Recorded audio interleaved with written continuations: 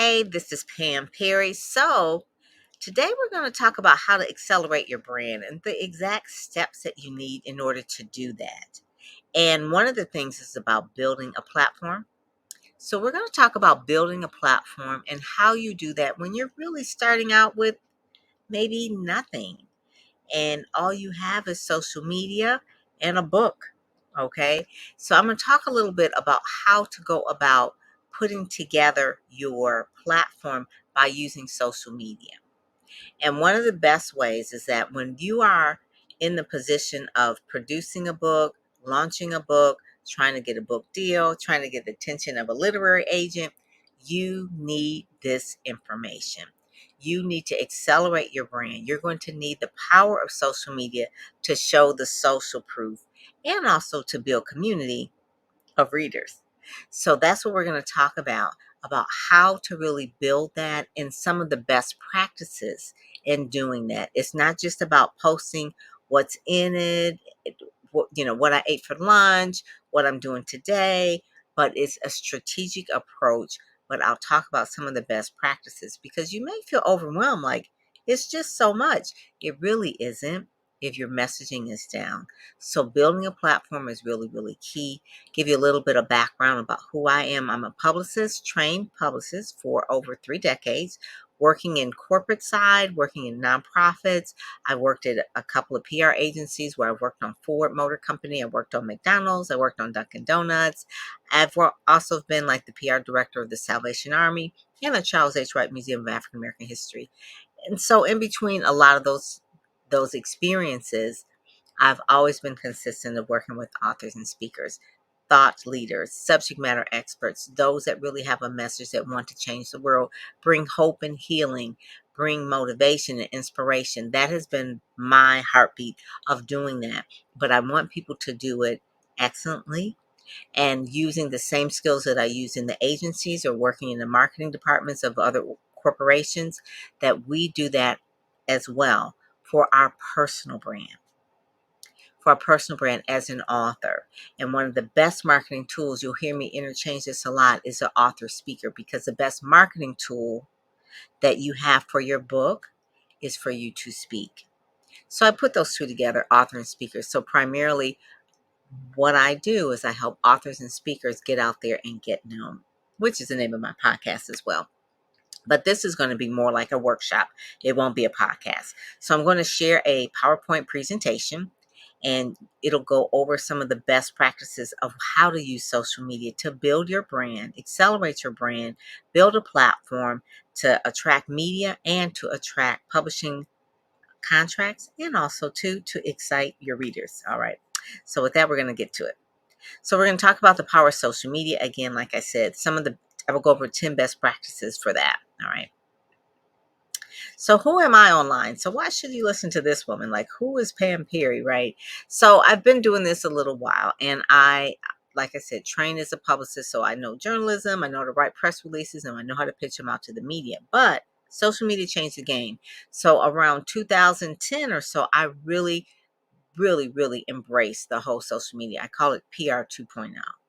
PR 1.0 is when you're just talking to the media and there's a gatekeeper. Well, obviously when social media became the thing, it became like, wow, the gatekeepers are gone. You can go directly to the media. You can go directly to the radio stations, directly to the TV stations, to the producers. You can go directly to the newspapers, go right to the reporters or to the editors or right to the magazines. You can go right to the publisher or you can go right to the writer. So one of the things is that I realized that, especially for authors, and I realized that for authors early on, so much early on in the days of MySpace. Stacey Hawkins Adams, I think she was with Waterbrook Press. I believe she was with Waterbrook Press, and also Kim Brooks. Those were two fiction authors, Christian fiction authors that I was working with, and I told them to get a MySpace account. Oh my God, you would have thought I told them that they should go date the devil because they did not want to do it. But I said, I need you to connect directly with your readers. They did it. They found that MySpace was wasn't really as intuitive as Facebook, but it wasn't a lot of evil people. There were other people who was in their community on MySpace. Eventually they moved over to Facebook, and then they really blew up there. It was really hard for them because most writers write in a cave. And so to really engage in social media was really hard for them, but I taught them how to do that. And their publishers were really excited about that as well, because they began to grow in popularity. People were sharing their information, all of that. So I've been doing this, that was way before 2010, but really became very, very adamant about it and really start speaking on the speaking circuit about social media. So building their platforms on social media was what Stacey Hawkins Adams has done, Kim Brooks has done, Ty Adams has done a lot of the different ones. And I've even Dr. Cindy Trim as well. She's one of the first ones I put on some of the podcasts and things like that. And she says, "Now, what is this?" I said, "This is a podcast." Way back in the day, we were doing podcasts. And I said, "You're going to share it out on Twitter?" On Twitter? I said, "No, on Twitter. You tweet, but you share it out on Twitter." So who am I online? One of the first things that on my business accounts, primarily is about 62,000 people that are following me on the different platforms. 5,867 on LinkedIn, one of my favorites. 22,000 on one particular Twitter account. And then there's also 6,000 or so followers on one particular Instagram. All of these are like the business ones. And then there's Facebook, not my personal page, but my business page has over 7,000 followers. And then YouTube as well. YouTube is another one where I have roughly about 425 followers, but not views, but just followers, people who subscribe to the channel. So that's who I am online. LinkedIn is different, Twitter, Instagram, Facebook. So why do we use social media anyway? Why do we use it for building our platform? If we're an author, you should just write. And how do I do it? So first of all, we have to know that 60% of all traffic that go to websites comes from our mobile devices, right? Mobile is our life. We hardly ever go anywhere without our phone. I even have mine right here. It's on silent. And then the other thing is great for SEO. The whole digital world has changed. Our platforms aren't just when we speak at a conference or when people meet us. People are going to Google you. So the name of the game is to be Googleicious, right? You want to create traffic to go to the website, but the website has to convert. This is not a class on websites, but you do want to make sure that you're getting traffic to the website. Social media does that. You also can reach a global audience at little or no cost. Okay, you can use you're putting in time, but you definitely can use social media versus a television ad on the Super Bowl, $14 million for a Super Bowl ad, or use social media. Which one do you have that's handy? Social media. And the other one is amplifies your message to give you credibility, because if you have a tribe, like I just showed you where I have 62,000 across all the social medias, the 5 social media, on one business account, that you really amplifying the message about how to get out there, get known. I'm talking about marketing, PR, branding. I'm talking about how to really position yourself, how to get publicity on all the platforms. So it enhances the message as well as giving credibility. And then also is social proof. So if you look on LinkedIn, I probably have about 120 recommendations from clients over the years. And then also too, you can get reviews on your Facebook page as well. It's social proof. It's like, what are people saying about you? Just like Amazon does. Amazon is its own social media, but Amazon reviews, people really weigh in on those. They want to know, how many stars are you getting? Is it 5 stars? Is it a 5-star rating in podcasts? People want to know what are the ratings are. So social media does that, especially Facebook. You want to make sure in LinkedIn that you're asking for reviews and that you're also asking for recommendations. And you can also have a book page that can ask for recommendation and reviews as well. So that's a whole nother thing. And the other thing, the most important thing, is that it creates community. It creates community for your readers.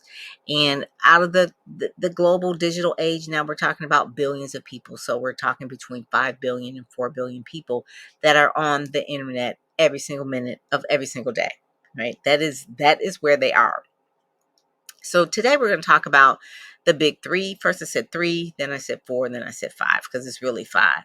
Really, we can add another 6 one with the other social media platform that I don't want people to sleep on. And maybe I'll ask Brian Maybe I can come back and just talk only about Amazon because it's its own beast, I guess you would say, its own platform. But right now we're going to talk about Facebook, the first blue F, the Twitter, not the Twitter, but the Twitter, the LinkedIn, the Instagram, and the YouTube. So let me give you the formula of really social media success, how to accelerate your brand. So the first thing is, we call it ACT. ACT. You need to attract, you need to get attention. That is why people are dancing on TikTok and trying to get the funny jokes, or they're doing the professional photo shoots and all of that, because they have to attract. In order to sell, you've got to get the attention. So you have to attract them in order to get their attention. Next thing you have to do is convert. And you're converting from the standpoint that once you get their attention, what is your call to action? What do you want them to do? You want them to go to the website? You want them to go to Amazon? You want them to join your email list? You want them to just follow you on social media for a while? What is the conversion that you want them to do? Once you've attracted them, you have their attention, and you're converting them. Then you want to transform them into readers, customers, or clients, right? That's one of the main things. You want to turn them into a customer, a raving fan, a reader, someone who really, really just loves and adores your work. So that's the formula.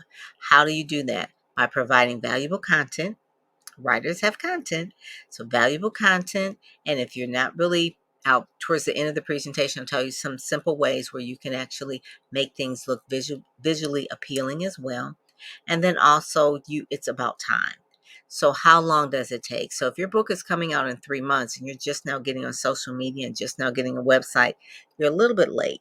It does take time, 6 months, maybe a year, to really build up a robust platform. Not saying that you won't have any type of bump in sales, but you do want to give it some time. You want to give it at least, like if you were having a baby, the first trimester, the second trimester, and the third trimester. So at least 9 months, because at the end of 9 months, your baby is born, which is your book, right? So you want to give it some time to grow, to mature, to really come to full fruition towards the end, so people will understand who you are. So valuable content plus time will equal the success that you need for a customer, client, or a reader. Those are the things. So once I start getting into all of the other things about building your brand, accelerating your brand online, building the platform, please don't feel like it's overwhelming, because remember, it's a very simple formula.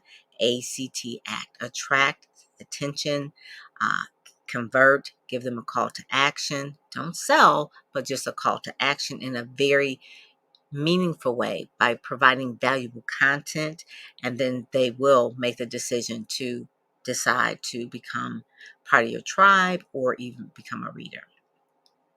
So the bottom line of all social media overall is to drive traffic to your website.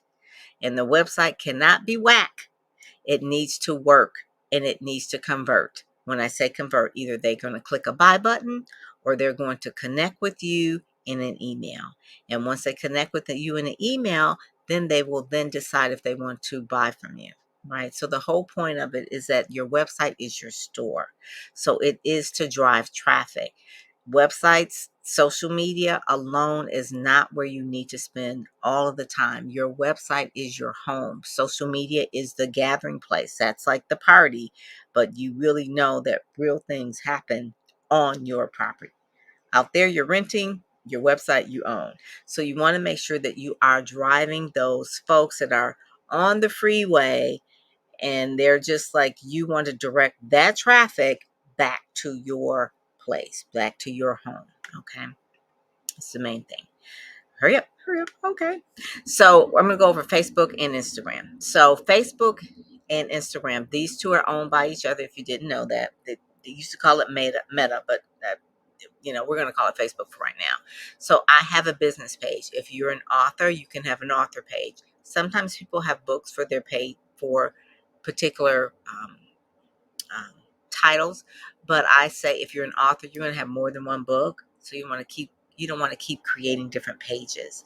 So you want to have an author page and then have all of your books on there. So the best part that you could do for either one of these, Facebook and Instagram, is making sure, again, that the website link is in your About section. In your About section, you can use a photo that looks very similar. Obviously, one is different for mine. My Facebook is an entrepreneur page, and then I have an Instagram. Both of them have the About section. In the Instagram, there's only one bio that is a blue link. Blue links means it's hyper, means you click it and you go right to another site. So you want to make sure that you put in your About section on Facebook the website first, the description. The same thing with Instagram, making sure that that link, you only get one link. So if you have several links that you want to send people to, you can use something like a link tree. I personally use Shorby, SHOR.BY. That's what I use. And then the other part is the photos and the content, making sure that it's the color palettes are the same that goes with your brand. So you want to stay on point with that as well. Why? Because we want to do the ACT. We want to attract, we want to convert, send them to a website, and we want to transform them into customers. Basic part of that. And that's where you see a lot of attention given so much on the photos and things like that. That is important, but also the content on those descriptions of those posts are important as well. So I invite you to just kind of take a look at mine and see how I'm doing that. The other part, best practices, and I love LinkedIn. You'll find that I'm very partial to LinkedIn. LinkedIn is one place where you're going to have a cover photo. You'll have one on Facebook as well, but on my entrepreneur page, I actually have a video. So you kind of could take a look at that. So you can actually use a short video, 15 seconds, or you can use a cover. I use a video because video is for the attention and attraction. Video is number one. Words are, it takes a picture for 1,000 words. Video is a million. Okay, so it says, oh, a picture is worth 1,000 words. Well, video is worth a million. So on my Facebook cover, I have a video. All right. On my LinkedIn, my cover art, the green that you see right there, that is actually a one piece of art that I use on LinkedIn, and I also use it uh, LinkedIn. I also use it on my YouTube as well. Okay, and you will also see it. Go here. You'll see it on my Twitter. So you'll see it on my LinkedIn, my Twitter, and my YouTube, the same cover, right? Different sizes. You have to give them size to the right size for each one, okay? Because, of course, it's not, they didn't make it easy for us. But you'll just know if you're going to a designer and just say, I need a LinkedIn size cover, a Twitter size cover, and a YouTube size cover so that they all match with their brand. People will understand. Within that cover should be a call to action. Again, attention, conversion, so you could do the transformation. So within the cover on LinkedIn, there is a picture. Picture is the solid picture, that the same one that I use on my other pictures, basic picture, professional one. But also too, within LinkedIn, you can do a video that introduces yourself to whoever lands on your page. So again, pictures are worth 1,000 words, video is a million. So wherever there's an option to do video, please do so. So I have a picture, but I also have, if you hover over the video, over my picture, it goes down into I think it's a 7-second video. All right. So that's where your messaging really has to come in place in terms of being succinct. So within this, what you'll find in LinkedIn is your activity, which are your post status updates, but also to your experience. And you can have a page for you as an author, if you're a publishing author, or you can just, if you're published with a particular house. If you're with Chicken Soup for the Soul, you can say you're author with Chicken Soup for the Soul and put that icon there. And it'll go over to that page of Chicken Soup for the Soul because they'll have a business page. But if you are your own publishing company, then make sure that you put that down as an experience, that you're an author, that you have an icon for your publishing company, and it has its own page. An example, for me, I have Pam Perry PR, which is a company name. You click that, it go over to a page. But I also publish Speakers Magazine. I'm the publisher. You can click Speakers Magazine, go to Speakers Magazine. You see this over to the right here.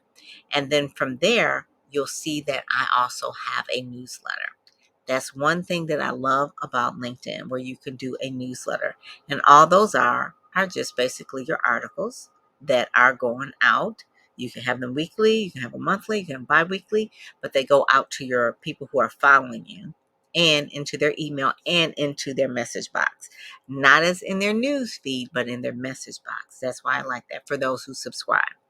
So when I first started my newsletter, and I was always doing articles, but when I first started my newsletter, I just sent out a list and said, hey, my newsletter is called Get Out There, Get Known. Same name as the podcast.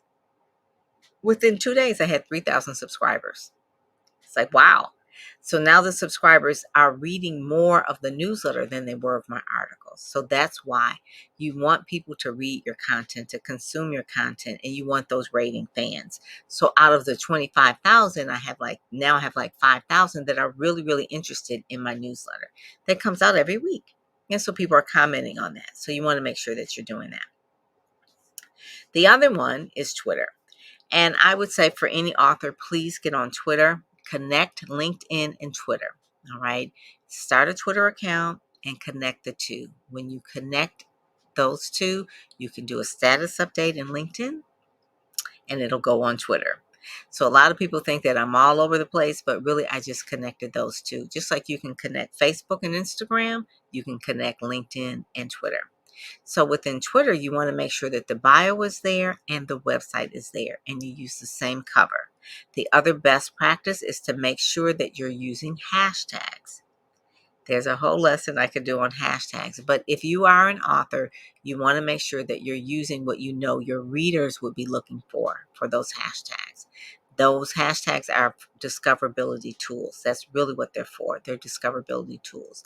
So you want to make sure, for me, I use a hashtag PR coach, publicity tips, PR tips. I use Dr. Pam Perry as a hashtag as well. So you want to make sure that you're doing that. And then, like I said, the auto tweets that you can do using LinkedIn work very, very well. And the other reason why I like Twitter, because the media is on Twitter. So if we're trying to get out there and get known, I have had so many of my clients that I always tell them, please use Twitter, please use Twitter. And finally, they're using Twitter and they're getting media inquiries from Twitter. And it's because they're using the hashtags and they're also following the reporters that they would like to be on their shows or in their newspapers or magazines. They're following them and they're following back. So they see what each other are doing. And then when they need an opportunity to need someone to speak on a subject, they're going to contact the people that they first see on Twitter. That is why, that's probably the biggest secret I can give you about media, because I'm telling you that's where they are. And for most parts, they also list, if you have a news tip, to put that in. They have it in their Twitter bio, right? And you can also inbox them on Twitter as well. So one of the things, if you see something that is very similar, this headline in the news, something that's very going on right now, and it's a subject that you're writing about in your book, make sure you let that person, the reporter, know that that's what you speak on, and that you let them know that, hey, I know that you've written a story, or you're writing a story, you're researching that. I have a different angle. I'd like to weigh in on that. I'm an expert on this. I wrote a book on that. That's how that happens. That we're talking about real time. And also, too, it drives traffic to your website. Twitter does. Google's really, really high because it's so fast. And the other one, I call it the last one, the big five, is YouTube. YouTube is owned by Google. Google is what we do all the time. When we want to find out anything, we just Google it like it's a verb, right? I Googled it. So you want to make sure that you have at least one feature video. And I would say make that feature video your book trailer. All right. Book trailers are really like your little 2-minute commercial about your book. And so I have Judge Leanya Lloyd, who's won like 5 think she's won 5 book awards. But on her YouTube channel, she has 2 videos. One is a feature video, the overall trailer, and then she did another one for Black History Month, and I think she's doing another one for Women's History Month. So she'll have videos, but it's titled so that when people Google her, that video shows up. And like I said, pictures are worth 1,000 words, video is worth a million. So we want to make sure that we're using video a lot.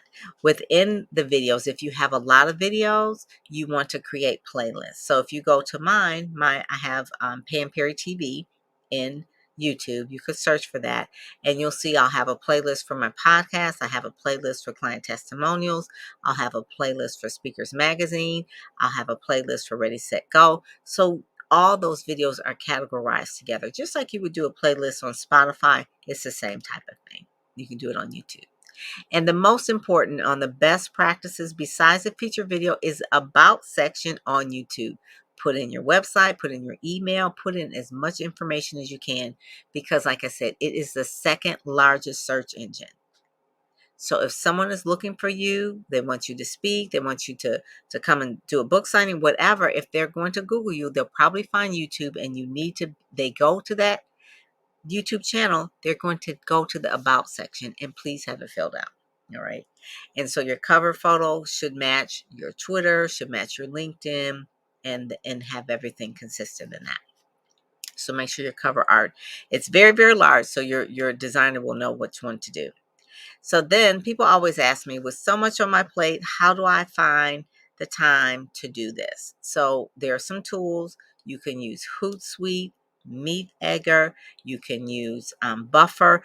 These are automations. Just Google social media automation tools, and you can put everything in there like once a week for the whole week, or you can put it in there for the whole month and it will automatically go to all of your social media sites for you. You have to program it, but it will do it for you. There's an app for everything. The other thing is like, how do I get to the qualified people? How do I know where my readers are? And really, you're going to know by lurking and listening and seeing what is going on. Are they on Facebook? Are they on Instagram? If they're on Facebook, are they in groups or are they really congregating in pages? So you have to really get a lay of the land to see where your reactions are coming from and where the most reactions are coming from. You got to do a little bit of the analytics, but don't get too deep with it. You can kind of just tell, right?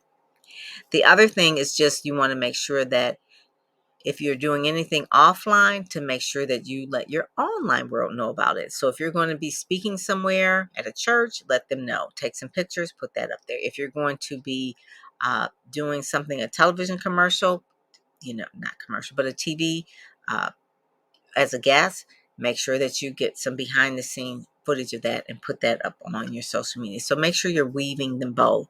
It's hard for probably people to really think this way, but it's a way to really get your digital footprint out there to build your platform. And so when someone who wants to bring you in to speak or either buy like your books in bulk, they want to Google you and see what else you've done. So if you've just done like the Today Show, but they missed it, you want to make sure that that's on social media. Have you coming in the building, sitting in the green room, getting your makeup done, having someone, maybe your publisher something with you, shooting pictures of you from the set. I mean, as much as you can, and then outlining that digital footprint in your social media from the leveraging your PR. And the other part is like, should I join Clubhouse? Should I join TikTok? It's a whole nother conversation for another day. But I will say Clubhouse is the social audio app, is a great platform for authors because they can speak about their book and really show their expertise. TikTok is a fast growing platform where you can get so much traction, but you don't have to dance on it. You can I would say, lurk and listen before you actually jump into it. I'm on TikTok, I'm on Clubhouse, but I'm on it because I have to understand it for my clients.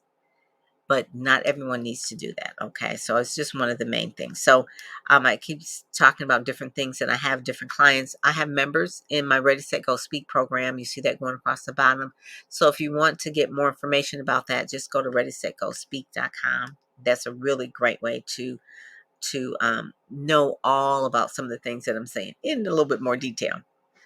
And then the last thing I'm going to say, final words, is the automation tools I talked about, Hootsuite, Buffer, Meet Edgar. Those are some of the social media automation tools. Getting reviews, please get reviews on Amazon and also on Facebook. And LinkedIn, get recommendations. Lurk and listen on the different platforms that are new to you. Lurk and listen on Clubhouse. Just sign up and just go to different rooms and listen. You can go to TikTok and just kind of watch it before you jump in and start doing a TikTok. And the other thing is that the whole point of social media and building your platform is to drive traffic to your website. Once you drive people to your website, you're going to collect their email, but not just like sign up for my newsletter, but give them some kind of gift in exchange for their email, and then keep in touch with them by doing email marketing using things like ActiveCampaign or Aweber. And then the other thing is hashtags. Whole nother thing, but using some hashtags so that what your readers are looking for will be able to find you out of everybody on the internet. So pound hashtag Christian author, Christian novelist, you know, those are the hashtags that typically trend, but then find some that are unique to you as well. And then apps. One of the apps that you can use, I said I would give you this, is using Canva. Canva is a great tool to use. I didn't do this with Canva, but Canva is a great tool to use for everyday social media. Canva.com. Very inexpensive. Or you can even get the free version, but you can do a lot with Canva so that does that first A. It gets attention and it attracts your ideal audience, and then really converts them and transforms them into customers. And so that's really all I have. Want to make sure that you do try to do this within the 30-minute time frame so that we have questions, because so many people have so many questions about social media. But make sure that you go to PamPerryPR.com, download my ebook. It's about 160 pages. It'll talk about how to really dominate and build your brand and accelerate your brand online.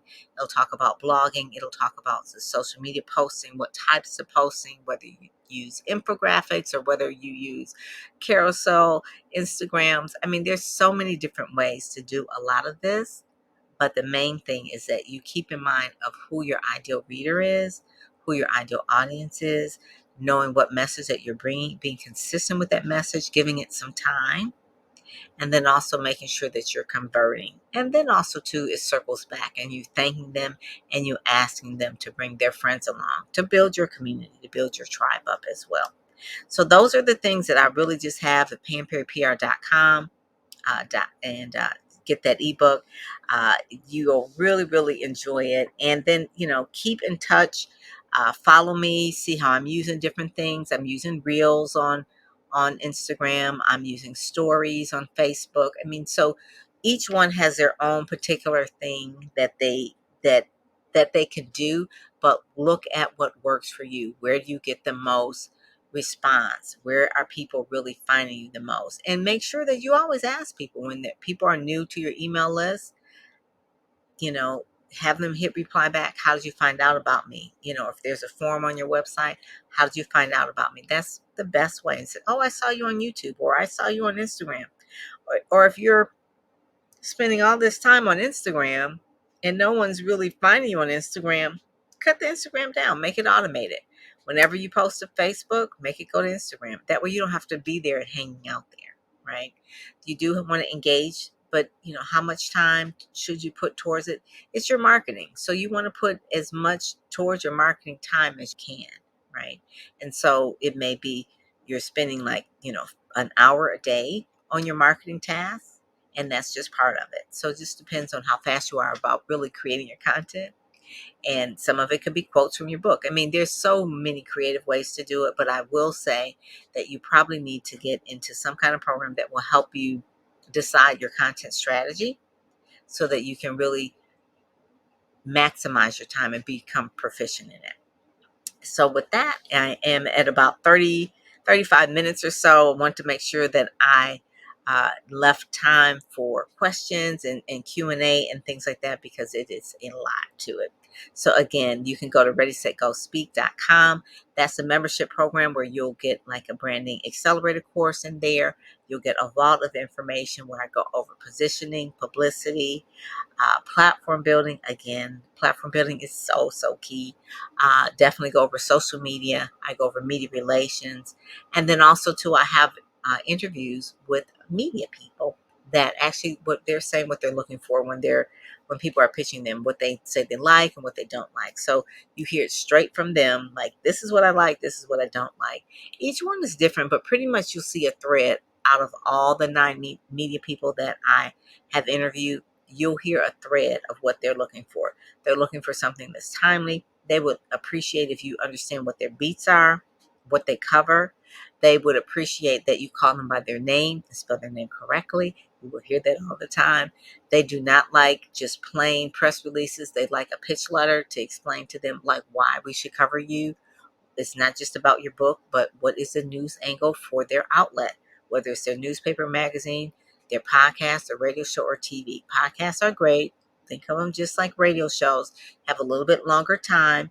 I would say probably do podcasting first and then make sure you're adding those podcasts that you're on to your social media and adding them to your website as well. So you can do a podcast tour, you could do a blog tour, you could do a book tour, but start with podcasts because you can really explain in a half an hour or so what it is that your messaging is about your book, why people should really read it, why should pick it up. So you want to make sure you have that messaging down. But my Ready, Set, Go, Speak really goes over the messaging, how to get that down in succinct, how to talk in sound bites, so that you can be invited back over and over and over again. All right. And the other thing too that I really love that is in the Ready, Set, Go, Speak is a membership. So it's a membership where people can actually talk privately, not on Facebook group, but privately with each other. And then once a month we show up live with them and answer any questions. So if I say, okay, let me read your bio, you got to redo your bio. Let me see your speaker kit. Let me see your press kit. We just go over that and we look at it directly. So it's almost like it's a done like it's self-paced, but we have some parts in there where we actually do a little bit more interaction with the members as well, because a lot of it, it's like I had a question about, you went over this and I saw it in the program, I saw it in the modules, but I have questions. So once a month we actually do that as well. So it's and then every Monday we have a marketing memo, just a real short action of what people can do in order to move closer to their dream of really getting out there and getting out. Yep, that's it. Alrighty, so I'm Pam Perry, PamPerryPR.com. Have any questions, make sure you go there, or just try the 7-7 challenge at the Ready, Set, Go, Speak as well. Alrighty, God bless, and I'll talk to you soon. Bye-bye.